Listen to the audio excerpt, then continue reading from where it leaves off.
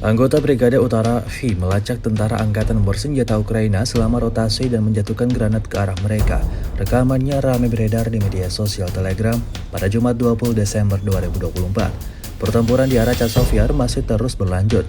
Angkatan Bersenjata Rusia secara konsisten menghancurkan infanteri dan ruang galian musuh. Setelah terluka, musuh mencapai posisinya, mengungkapkan lokasinya. Selanjutnya, artileri mulai bekerja dan dengan serangan yang tepat menghancurkan ruang istirahat Angkatan Bersenjata dengan personel di dalamnya. Operator drone menyelesaikan operasi dengan menjatuhkan target, membersihkan parit musuh dari para penyintas.